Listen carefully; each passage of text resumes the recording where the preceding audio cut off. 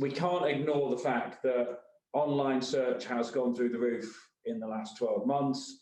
And I suppose it'd be interesting just to, if you can keep it short and sweet from your side, anything particular that you've seen in the last 12 months that maybe surprised you or actually didn't surprise you, but maybe people are missing or missing out on. So I don't know, Erika, do you want to go first on that one?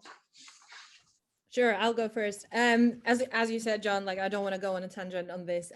We've gathered lots of data. We're revisiting some again now because the pandemic is going through waves, right? So right now, with a lot of countries opening up and others closing, we see those trends changing again, and it's quite important for us to monitor.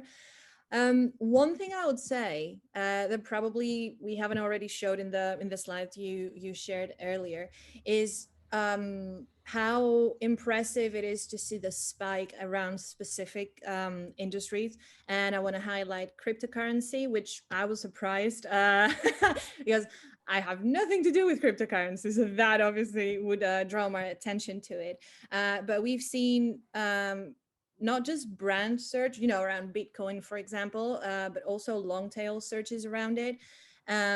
Just going through the roof in the last year and year on year, comparing to 2019 and 2018 as well. So it is a steady growth throughout the whole year. Another thing I would probably highlight is what we're seeing is searches around both vaccination. So, what people are looking for is, are they safe, where they can get them, when they will get them. I'm talking about global as well, right? So our US database, for example, is all about that. But we're also seeing some spike around anti-vax terms and like campaign there, which is not as strong as the vaccination terms.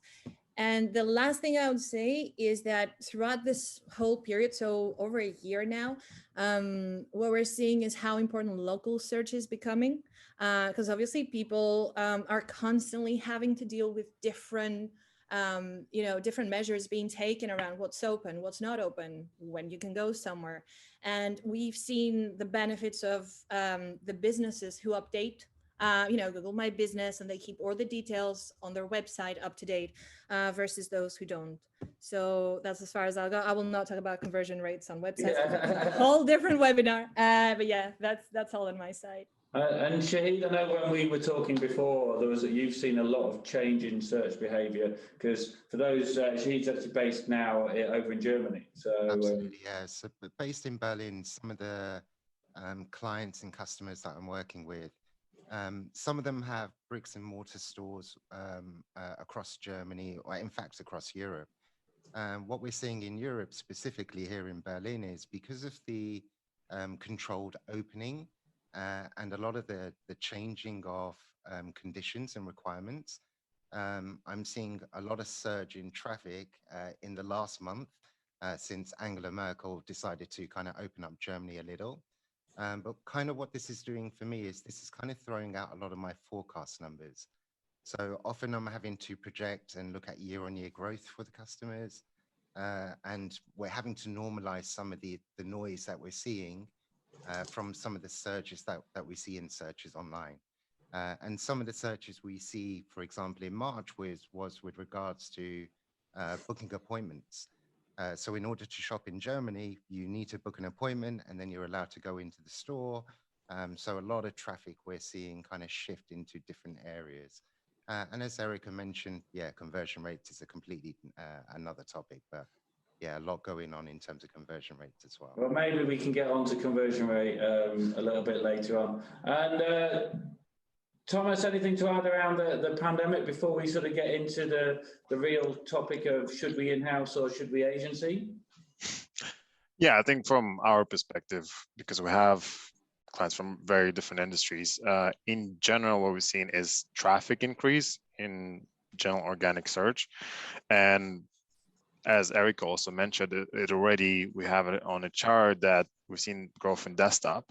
But I think the interesting part to me was how important the very recent data was, the recency. So because so many companies have seen this fast shift in everything, basically every industry was coming through What do we do during lockdown? What do we do when lockdown ends?